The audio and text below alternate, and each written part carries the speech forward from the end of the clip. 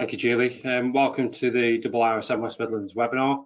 I'll try to keep this section obviously as short and brief as possible, as we've got a fantastic speaker for tonight's event.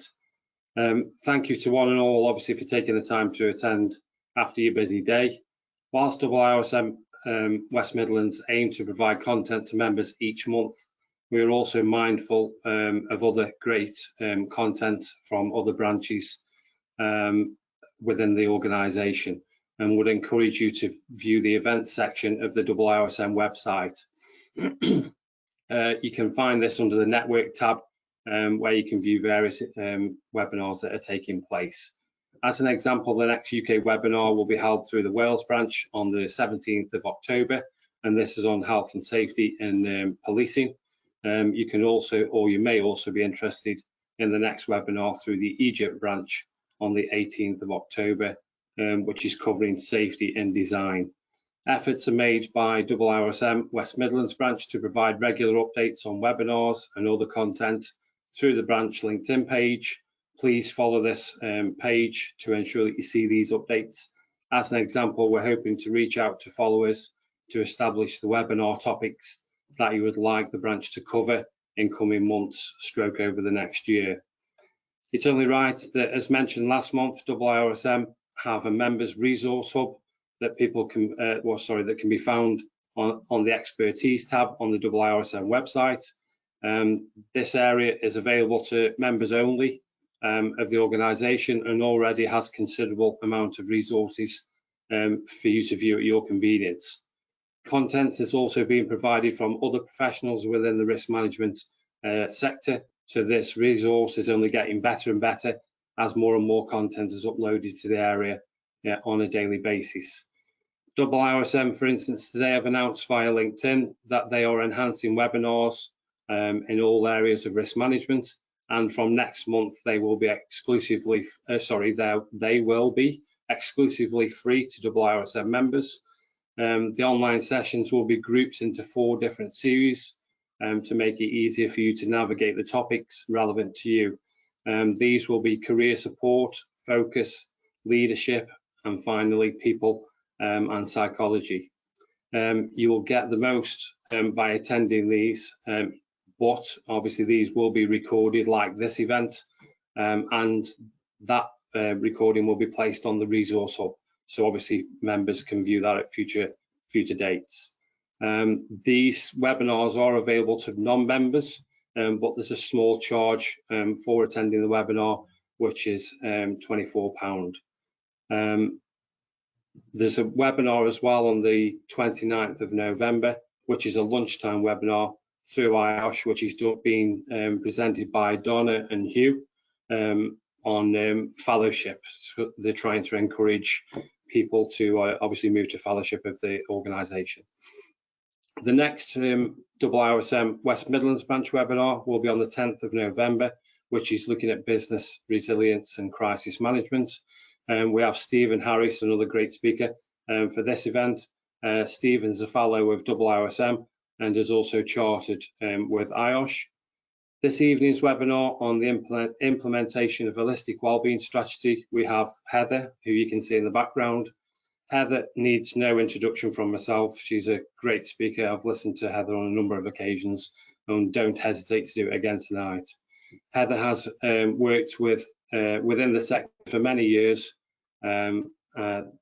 probably more than she would like to admit, and has recently conducted a survey showing that 92% of large organisations had a wellbeing strategy, yet only 23% had the board involved with it. You are sure to hear much more about this and ISO 45003 during the presentation. As Julie has pointed out, please take the opportunity to ask questions using the question box. Julie will assist with the questions at the end of the presentation. Finally, thank you again to the Networks Manager, Julie, for assisting with this event, and that includes questions at the end, and obviously to Heather for presenting. Heather, over to you. Thank you very much. Thank you very much, Tony, for that introduction. And thank you very much for joining us this evening. You're very dedicated to be here on a Thursday evening. Now, I am a bit of a nightmare when I run something because I like to get people involved as much as possible. So I understand that the way that this platform works is that if I ask you a question, if you could pop the answer in the questions box, not the chat box, bit counterintuitive there. But what I would like to know before we start, if possible, is who I'm speaking to in terms of profession. So, are you health and safety? Are you risk? What's your profession? Could you pop your what your job title is or what you're responsible for in the question box so that I can see who I've got today? That would be great. Thank you if you wouldn't mind. Now, we are going to look at some practical tips for wellbeing strategy.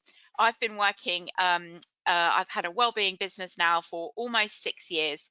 And I think one of the things that has changed over the last 6 months or so is the fact that I have now got some really practical ideas as to how you do this as a health and safety professional, because I've worked with some businesses with their senior management teams to do that. So let's see who we've got. We've got SHEC, Health and Safety, Occupational Health and Safety, Group HSEQ. I feel right at home. That's brilliant. Thank you very much.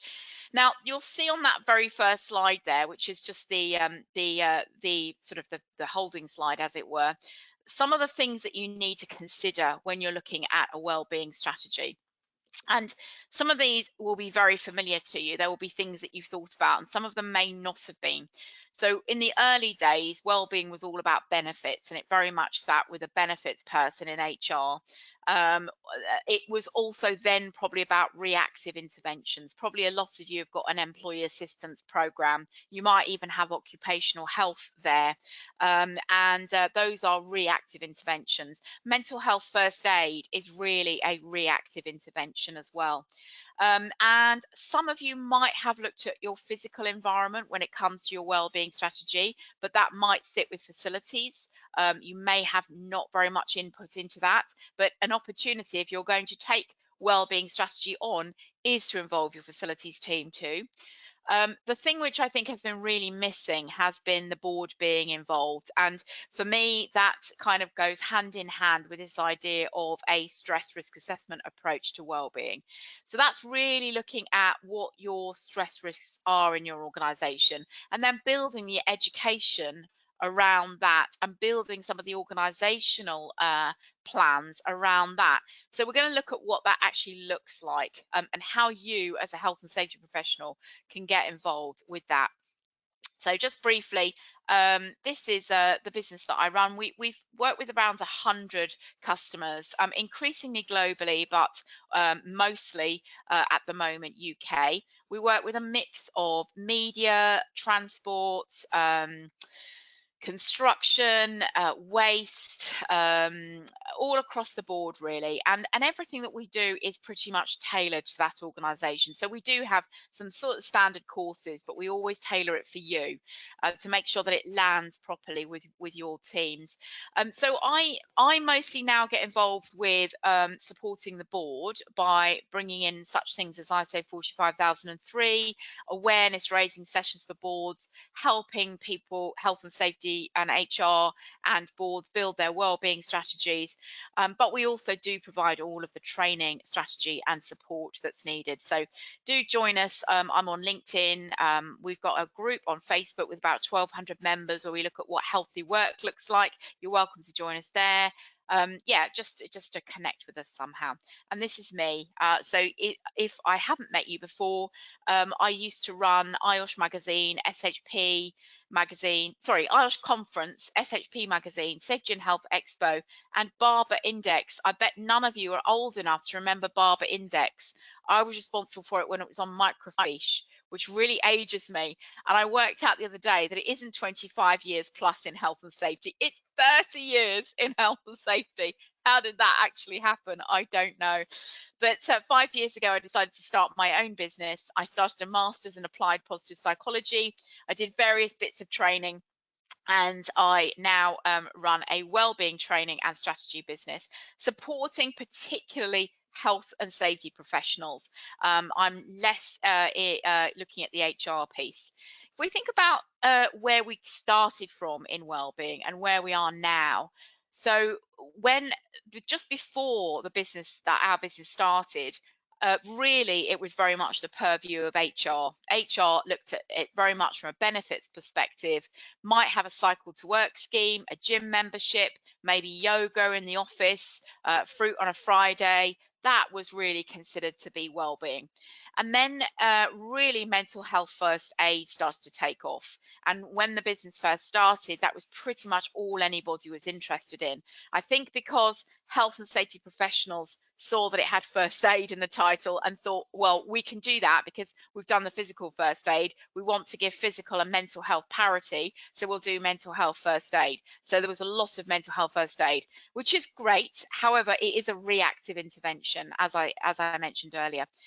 Now, many more organisations are looking at manager training, which is really where, in my opinion, we should ideally have started, because your manager ultimately is the person you should go to if you're struggling. And your manager should look at reasonable adjustments with you. They should have that conversation together with HR. That is really quite a skill set to have that conversation with someone that's struggling. So a lot of our training has been with managers.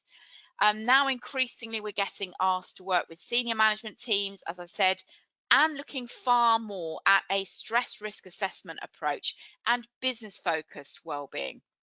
So what I mean by that is, how can well-being, investing in the well-being of your staff, how can that actually support your business and be good for business? And in that, you absolutely have to have your senior team involved in that. That can involve creating a separate well-being strategy. It can involve potentially building well-being into your safety strategy, or building it into your overall corporate strategy. That's probably the holy grail at the end. There was a speaker from Skanska at the conference I went to in Brussels a couple of weeks ago, and they had absolutely built wellbeing into their overall corporate strategy. I've seen a lot from Jacobs recently. Jacobs also, I believe, have built wellbeing into their overall strategy. It might be under a category such as We Care. And then what does that actually look like in reality? What does that really look like? So for a customer that I'm involved with at the moment, We Care looks like training, it looks like creating a behavioral framework for managers to actually show that they care. So investing in training for them for, on empathy and emotional intelligence, looking at your hiring, looking at your performance management of your managers. So that looks like We Care. And then there are various benefits which look like We Care. And then there is ensuring that where you can see stress in the organization, where you can see that, for example, that's all a focus on performance, there's too high a workload, for example, that actually you are committed to actually resolving that. These really quite complex problems, organizational problems, they are really part of building an integrated well-being strategy. And that's really where, as health and safety professionals, I feel that we haven't really been doing our role as we should be doing it, because we really should be looking at designing out risk as far as we can. We know the hierarchy of risk assessment, we know the hierarchy of hazard control, and that's really what we should be looking at here. You've got it here. So if we think about what we've been doing to date, it's been things like PPE, by providing the worker with training on how to look after themselves, as opposed to elimination. So looking at where the stress risks exist and how can we eliminate them. Now, I suspect that the reason that that hasn't been being done is that it's hard. It's hard to do that, and you have to involve the board. The board has to have an appetite for it. But I would suggest that many of your organizations are already doing an HR engagement survey. And if you dig into your HR engagement survey, you will find that you'll see what the stress risks are in your organization. So really, this is where you really need to be working together with your HR team. You can't do it on your own. The big shift for us in involving boards has come from the launch of ISO 45003. I recently completed the lead implementer training for BSI 45001, not because I want to go and help people implement it, but because I want to actually work with them on 45003. And really the key differences between those two standards are that 45003 looks at the psychosocial risk within your organization. So it looks at stress risk. And it also, as with health and safety, you have to have a senior team involved and you have to have your board briefed on what you're trying to do. So it's if you're interested in getting your board on board with a potentially looking at more of a stress risk assessment approach, then one lever that you can pull is the fact that ISO 45003 now exists. If your organization likes standards, then 45003 is a really good one to go for. It's self-certified as well, by the way. So when we think about the impacts on our well-being at work, well-being doesn't exist in a vacuum, and it doesn't just sit with me. So yes, as an individual, what's going on with me? So what's going on in my life right now, my history, my own mental health, my self-awareness, my level of training and looking after myself, my resilience, that has a massive impact on my well-being at work. But there is also my relationship with my manager, which is huge, which is why a lot of our training focuses on equipping managers to have these conversations better, because managers have the biggest impact on our well-being at work. We've all had a really bad manager and we know how that feels, how miserable it makes us. And we've all, I hope, had a really good manager and we know what a difference that makes to our experience of work. And then the third aspect there is our organization. So what happens within our organization which creates stress or creates an environment in which people can thrive. It's really about, as much as anything, about culture, isn't it? Right, I'm going to ask you to pop some stuff in the question box again now. You've got the hang of that, which is brilliant because I've had quite a few people pop their information in. Thank you very much for that. Everyone's in health and safety apart from Mark, who's risk management. So that's great to see. Thank you very much. Pop in the chat, in the answer box, one thing that you have done for your well-being in the last 7 days. It might be that you've gone to bed early. It might be that you've gone out with your family and had a lovely time. It might be that you've made time to do five-a-side football, or you've gone for a walk with the dog or something like that. So just pop in the answer box for me one thing you've done for your well-being in the last 7 days. Whilst you're putting that in, what we have noticed is a big shift here. When I used to go out 5 or 6 years ago and train in this field, I'd ask this question and people would look at me very blankly, because prioritizing well-being or thinking about proactively about our own well-being wasn't something that necessarily people did. And now they are thinking about it a lot more. I think that a lot of that has come from what's happened with COVID and lockdown, is people are thinking a lot more about managing their own well-being proactively. So we've got running and trying to eat healthily. That's really, really good. Yeah, and then we've got longer relaxing lunchtime. That's so interesting, Michael. I often think about France. In France, nobody sits and eats at their desk, do they? They go out and they have their full lunch break. But somehow in England, we just can't seem to make that work. So it's really interesting to see that you are looking at a longer relaxing lunchtime. That's really, really good. Thank you. So here we go. We're going to look at board commitment now. So how do you first of all, why is board commitment absolutely integral to having a well-being strategy which actually makes a difference in your organization? And then we're going to look at how. So firstly, leadership commitment to well-being framework is core to its success because it needs to be part of your everyday work, your everyday working environment. So let's say you're starting a new project. Are you considering the well-being risks as well as the safety risks? So what that might look like is, you might, if it's a construction project, you might be considering welfare, you might be considering shifts, you might be considering, you know, ensuring that line managers or supervisors are trained on that particular project.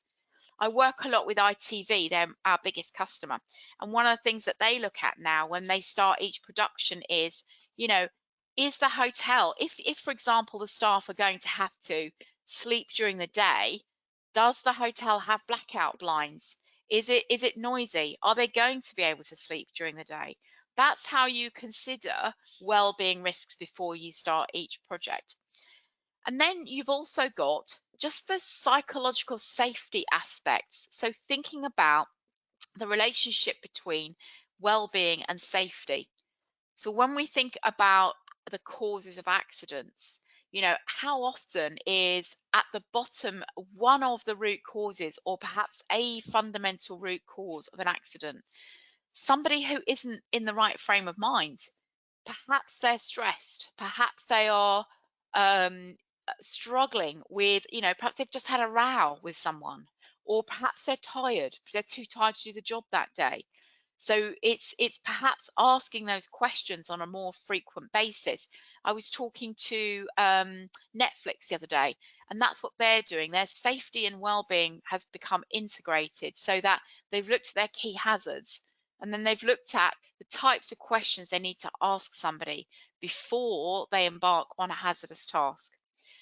The second reason you need leaders involved and a board commitment is that they need to role model, to a certain extent, good well-being themselves. We all know that culture is the way things are done around here. And if your leaders are bad-tempered, or they don't, or stressed, they don't take their lunch breaks, they don't take their holidays, they frequently send emails late at night, then ultimately that is the way things are done around here. So you can have as many mental health first aiders as you like. If at the end of the day, what is role modeled is the culture, actually you won't have a culture of well-being. Leaders actually need to be seen to listen and to act on the results of listening projects. So one of the most frequent pieces of feedback you'll get on an HR engagement survey is trust that will anything be done about this HR engagement survey. Trust is usually pretty low. So actually having your leaders really demonstrate that they are listening to what people are saying and acting on the results of what people are saying is really important. That comes back into that piece about caring and trust. Many organizations have put a series of like a well-being committee in place in their organization. Some have even got a well-being manager or a well-being coordinator, but you also need to ensure that you have a senior team for well-being. And that senior team should involve your health and safety person, your HR person, the key operational teams where there are the most risks for well-being, probably a communications person as well. So those would be the sort of the basic people that should be involved in that senior team. And again, if you're going to go for ISO 45003, that will be part of what you do. But whether you go for it or whether you don't, this is a good idea. The board are probably receiving measurements on safety. They might be leading or lagging indicators that you're providing. They should be receiving the same for wellbeing. So again, it gets measured properly by the board. And then we've got ISO 45003. You could audit this organizational framework, which has to have board commitment involved. So how do you get them involved? Well, so this is where a lot of organizations get somebody like me in, because it helps to have a profit from outside come in and talk about this stuff. But you don't have to have somebody like me in. You could do it yourself. You know, it's education first and foremost. So explain, what is organizational well-being? Where do you as a board, as a senior team fit into that? What stress and what is organizational stress all about? And then ask them, what do you think we could achieve with a wellbeing strategy if we had one in place? What do you think the key stressors are in our organisation? I have a little laminated thing and some stickers. I get them involved in actually deciding what they think the key stressors are. And they're usually pretty spot on. They usually know. And then that will actually throw up possibly some fairly complex problems. Get them to put their brains to helping to solve those complex problems. So sometimes it's going to be a complex problem. Sometimes it's going to be a really quick win, and we all love a quick win, don't we? So we can bring a quick win in fairly fast, obviously. And sometimes it's going to be, this is a really lengthy one to resolve. We just need to communicate better. So I worked with a train company, and one of the issues was they didn't have enough trains that worked for the timetable that they had. That was an enormous stress risk factor within the organization, but it was a very lengthy one for them to solve. They were going to solve it over a couple of years. So they just started communicating loads more about exactly where they were with that project, understanding that that was causing people a lot of stress. So they put it absolutely everywhere, on the walls, on the screensavers, and they talked about it every town hall. So they acknowledged the problem and they communicated about where they were with it. And then as people in responsible positions, think about leading by example yourself. Think about being Michael and taking a longer, more relaxing lunchtime, or perhaps, you know, taking breaks within so you're not going from meeting to meeting, or perhaps finishing on time sometimes. So trying to lead by example yourselves is important. So let's have a think about stress. So managing stress is important as a senior manager, and it's important because uh, we are in the moment. Stress will cause our executive function to freeze. So we know, I was at the Quarrying Industry Association, and they were talking, and there was a chap there, and he was saying, when I get stressed, I can't remember anything. I just can't remember. We've all been in that position. Another one said, I forget details. I don't notice details. For example, I don't notice when a green light is red. You know, that's fairly serious, isn't it? That's when we know that we're stressed. And we know that that will impact our team if we're stressed, because it will impact them because they won't get our best self. In fact, they'll probably get our worst self. And if we allow ourselves to continue to be stressed on a long-term basis, our performance will suffer, and we can get ill as well. There's a huge there's a huge connection rather between our physical and our mental health. As you probably know, lots of illnesses are caused by stress or exacerbated by stress.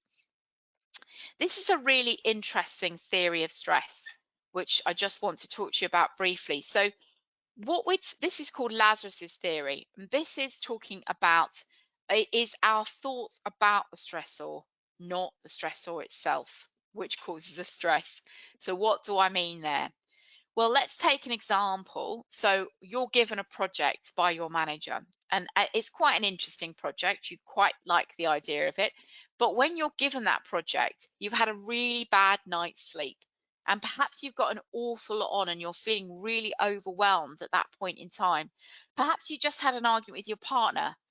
Perhaps you drank too many beers the night before and you're just not in the right frame of mind.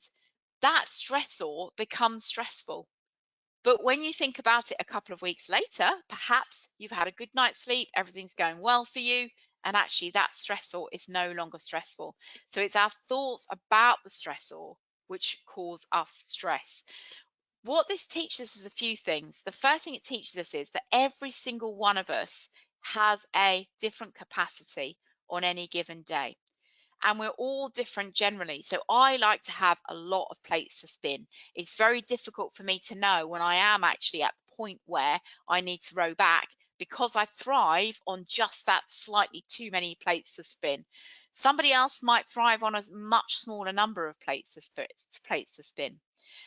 The second thing it tells us is that we've almost got like a mini business case for looking after ourselves here, because we can improve our ability to deal with stressors by exercising good self-care. If we sleep well, we eat the right food, we don't drink too much beer, we make sure we're surrounded by people that are, you know, good for us, we can improve our ability to deal with many more things, and we'll be able to do more things. And then finally, because we are humans and we have that executive function, we have a prefrontal cortex, which enables us to reappraise a situation. We can look at it and say, actually, I can cope with that. I'll look at it again tomorrow. I'll have a good night's sleep tonight. We'll be okay. I'll resolve that one tomorrow. So when I ask senior teams, why is a wellbeing framework a good idea for you? This is what they tell me. This came directly from clients. The attraction of new staff and retention of expertise, more positive, motivated employees with greater job satisfaction, better results and performance, more flexibility, greater flexibility and agility, which is really needed now, isn't it? The ability to gain new contracts, supply chain benefits from having a good reputation in this area. ESG, if you're anywhere in Europe, this will become an EU requirement. If you're not, it's just a good idea. Brand advocacy from staff, lower sickness absence, improved safety performance, and a more effective management team. These are just some of the things that senior teams tell me why they think it's a good idea for them to have a wellbeing framework. So how does stress risk assessment fit into that? And how are we going to actually do that? What does that practically look like for us?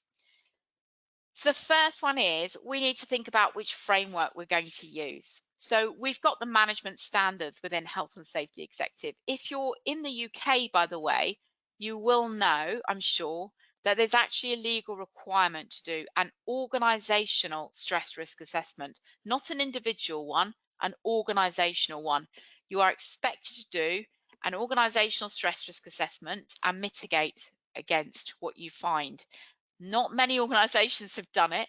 Some are not even aware that it is a legal requirement, but it is a legal requirement. So you can look at the Health and Safety Executives Management Standards, or you can look at 45,003, which is more wide-reaching than the management standards. What are your inputs to find out what those key stressors are within your organisation? Well, firstly, you definitely need to cozy up to your HR person because they're doing an HR engagement survey, maybe every year, maybe every 2 years, but within that, you will find a lot of the information that you need about the key stress risks. You might be doing a safety culture survey. There might be some information in there. You might be doing regular pulse surveys. Some organisations are since COVID. You might need to look at an additional listening project. Perhaps you haven't done a survey. Perhaps you want to do a wellbeing audit or a wellbeing survey and find out directly. And I would always recommend that you supplement those with some employee forums. You tend to get some really rich data, some stories from there, which really bring alive what people love about working in your organization and also what creates stress for them, what they really don't like. You've got data from your employee assistance program or your private health scheme, whatever you have internally, where you're collecting anonymous data about what people are saying about stress. Are they saying they're getting work-related stress, for example, or not? You've got grievances, and again, this comes from your HR department. They will know what grievances are happening, how many are there, what's the nature of those grievances. That should all sit within your stress risk assessment. And then you might have individual stress risk assessments. Lots of organizations do those. When someone goes off sick with stress and they come back, you might do an individual job stress risk assessment with that person. Then you've got the specific demands of that job. For example, does it involve shifts? And maybe specific demographic issues. A lot of people at the moment are looking at financial wellbeing training because within their demographic, they know there's a lot of worry about money. We trained an organisation today, and they said a lot of their staff are using food banks. So being aware of what the concerns are for your demographic is a useful thing too. So this is the sort of way you're going to find the key triggers for stress. And as you can see, this is not something you can do on your own. You have to involve HR, your senior management team. You have to get a coalition of support for this before you go ahead with it, really. But you can use, it's a legal requirement. You can use ISO 45003. You can use, it just makes good business sense, because if we don't do this, when we build our wellbeing strategy, how will we know what problem we are trying to solve? So ask yourself that question. what does your wellbeing strategy know what problem it is trying to solve? Because if you haven't done any kind of stress risk assessment, you probably don't know what problem you're trying to solve. You're probably sugarcoating by doing things like nice interventions, but understanding what's going on in your organization is really critical. Here's an example, stress risk assessment from a client that I've worked with. So a lot of stress risk sits in demands. So workload is generally a big issue for people. You know, it is huge these days, isn't it? How have we got into this situation where we work so hard all the time? We're always on call. You know, my dad used to go to work at 9, come home at 5, put his case down, and he never touched it for the rest of the evening, for the weekend. Holidays were holidays. There was no question of checking email or anything like that. Just couldn't happen, could it? Everything was on paper. And now we're on call all the time. It's really bad for us. So it's no wonder that job demands is such a big issue for most organizations. So then what do you do with it? So these are some examples I'm going to give you here of some of the stress risks that we found. So I worked with a renewable energy company, and the big risks there, or the big issues that we found, were that there was senior team conflict. That was a major issue for them. It wasn't clear who was giving direction. They actually shouted at each other in the corridors. It really stopped people from knowing why they were doing what they were doing. So that was the key issue for them to solve, and that did get resolved. Actually, they got a coach involved. The coach worked with all 3 people over a period. Eventually one of them left, and that actually worked really well. This was prior to COVID. They didn't have a flexible work policy, so people felt it was really unfair that certain parts of the organization could work flexibly and others couldn't, and they didn't have any celebration of success. So we looked at each of these in turn and looked at what we were going to do about them. This was one of the train companies that I've worked with. So they had, their key risk was resource led. They didn't have enough working trains. The communication across teams was poor, and certain key senior managers kept coming up all the time as being really bad senior managers who weren't perceived to listen. So these are some of the things that they did underneath to help to resolve those things. And then a manufacturing company. So they found that the pace of work was very high, too high. People's energy could be low.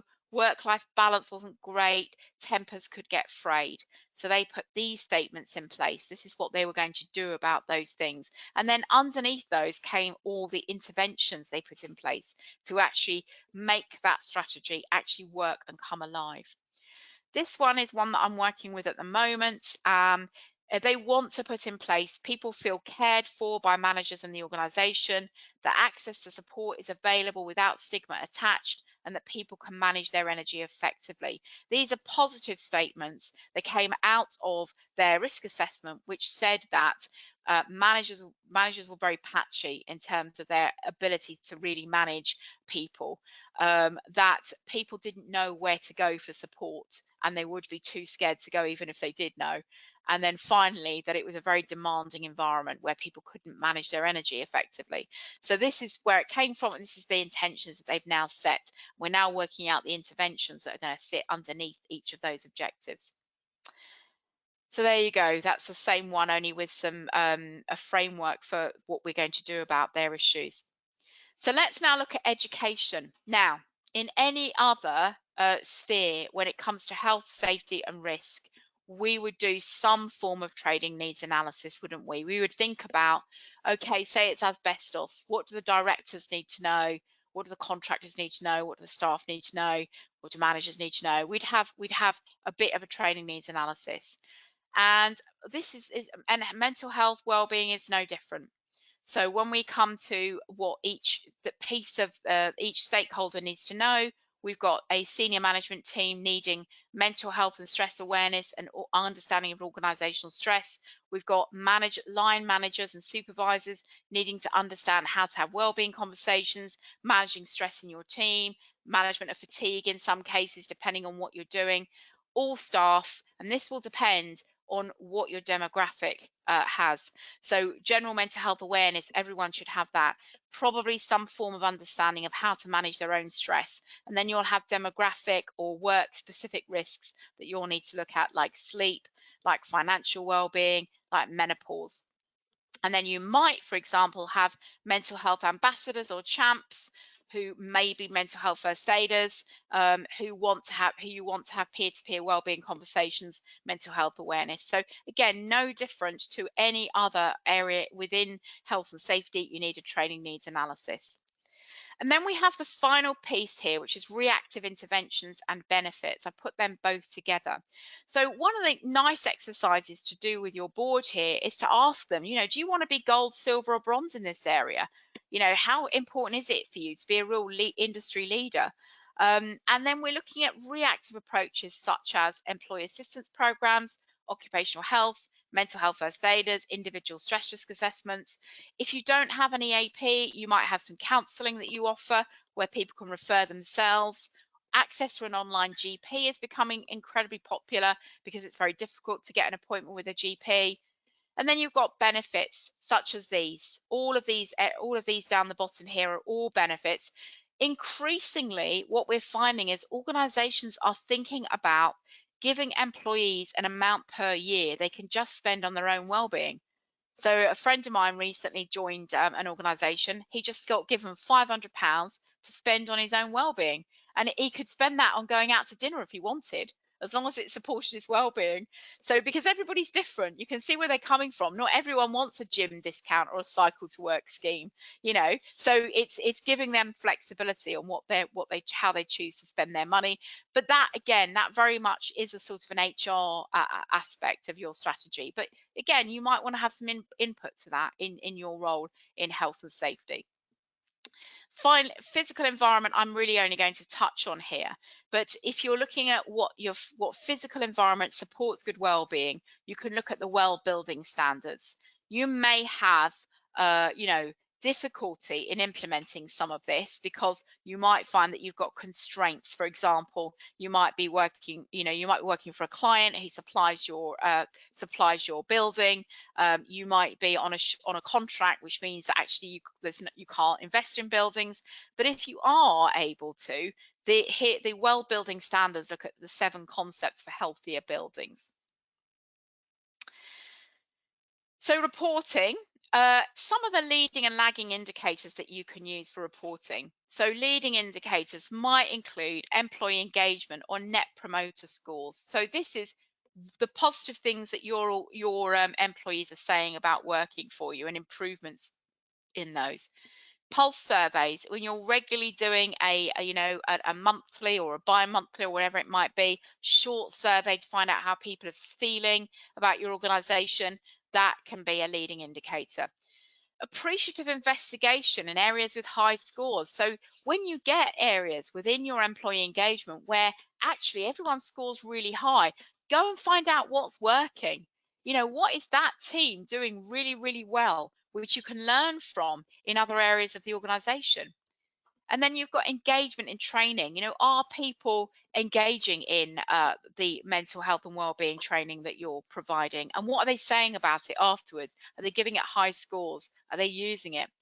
And then communications initiatives that you do. What's the engagement like in those?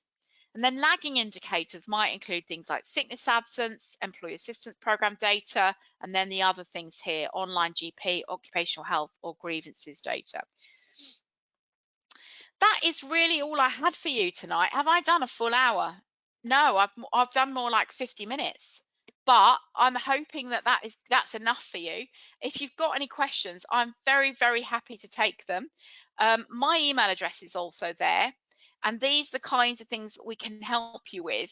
I've actually got an open course running on the 13th of January, which would train health and safety people to do a stress risk assessment and train them in much more depth on how to build their wellbeing strategies. We'll do lots of exercises around that. But if you want to reach out about any of this, please feel free to. My email address is down there. But otherwise, I'm happy to take any questions. We don't have any questions through yet, Heather, but Tony, do you have any questions for Heather? You're on mute, Tony, if you're speaking. Maybe Tony's lost his connection. Oh, maybe he has. I can't see him. Can you? I can see that he's here still. Maybe he's having a problem. Okay. Yeah. Not No to worry. questions for Heather. Obviously, you're so comprehensive that people don't have any questions to ask. Thank you. Lots to think about from Faye. Thanks for that, Faye. Thanks, Yeah, Faye. there is quite a lot, and I do talk quite fast, so I hope it wasn't too fast for you all. But if anyone wants the slides, again, just email me. No, I don't think it was too fast at all. I think when you're packing, so yeah, Tony has gone offline, so apologies we can't get Tony back. But yeah, I followed you. I don't always follow them because I'm not being health and safety or a risk professional, but I did actually follow what you were talking about. That's good. That's good. Always enjoy your presentations. I think someone said they will add you on LinkedIn, smiley face. Oh, thank you. Yes, please do add me on LinkedIn. That's lovely. Yeah. I think we've got Tony back again now. Oh, we got Tony. Hi, Heather. Thank you very much. Hello. Yeah, sorry about that. That's all right. Just a very quick question, I suppose, from me. I work with a number of, let's say, small to medium-sized organisations. And a number of them, you can say, can be very, how do I put it, cagey on passing on information they may not be able or may not say to you when people are off with stress, or things to that extent. How would you try and encourage the business to pass on information like that to you, so that obviously areas like this can be addressed and people's well-being obviously is put at the forefront like it should be? So are you talking about as a consultant they're not keen to pass that information to you, or is it employees aren't keen to say I'm off with stress? No, I think, well, for me as a consultant, I find that businesses don't really pass that information on to you at times. Yeah, some can be very cagey about the information that they give to you. I mean, I often find that small businesses as well might also not want to cover too much on the subject because they think that they're only going to sort of flame fire, or sorry, how do I put it to you? They're only going to. Correct, yes. Yes, I've heard that one. Yes. Yeah, I think it's a really great point, Tony. I mean, I think basically there's no point in even trying to persuade them unless they understand the benefits. So the first thing I'd say is that those worms exist, whether they want to uncover them or not, they're there. And so the benefit of uncovering them is that they can actually understand what someone is struggling with and perhaps support them so they don't go off sick. Because if somebody's off sick for a month, they're generally off for 6 months. And in an ideal world, in a small business, you can't afford to have somebody off for that amount of time. So what you want to be able to do is understand what's going on with that person, why they're struggling, because you want to support them to stay in work. So that's with the individuals. And then with the organization, I hear this a lot actually. We don't want to look at this because we don't want to uncover a can of worms, but those exist anyway. And actually you might have a better business if you actually do uncover some of these things. And yes, some of them are hard, some of them are not, some of them are quick wins, that's great. Some of them are hard, but acknowledging them and looking at what you're going to do or communicating about them will just make everybody feel better. It's just trying to understand what business benefit there is, what's in it for me as a small business person, as a small business owner, to actually get involved with this stuff. And you saw earlier, there was that whole list that I got from a set of clients. This is why we think it's a good idea. So if they think about it, they understand it, but often they don't think about it. Yeah, like you said, the consequences of if a person leaves, it's all the training and everything that goes with that, and obviously the probation period, etc. So yeah, it is like you say, it's a can of worms in itself. That if, for instance, people are off through stress or well-being, then like you say, it's not good for the business either. No, it's not, and it has a real knock-on effect to everybody, doesn't it? Most people want to run a business in which people are happy, don't they? From a morally perspective, they don't want to run a business where everybody's miserable, but then they're sometimes afraid to ask the question to establish, because in case they don't like the answer. But actually, if you're brave and find out the answer, you can do something about it, whereas you can't if you don't know. Yeah, correct. Or burying their heads when they, like you say, because they don't want to look into it themselves. Yeah, exactly. Yeah. Thanks, Tony. No, it's okay. Thank you. I think that's it with the questions. So it just leaves me to thank Tony for this evening, and to lastly but not least thank Heather for another really interesting presentation. Thanks for giving up your Thursday evening. We really do appreciate it. I wanted to let everyone know that the CPD certificates will be coming out tomorrow, and the recording will be uploaded onto the RSM YouTube channel probably on Monday now. And I do apologise if you can hear a dog whining in the background. So I'd like to wish everyone a good evening or a good afternoon wherever you are, and we hope to see you at the next West Midlands branch webinar. Good night, everyone. Thank you. Thank you very much, everyone. Good night.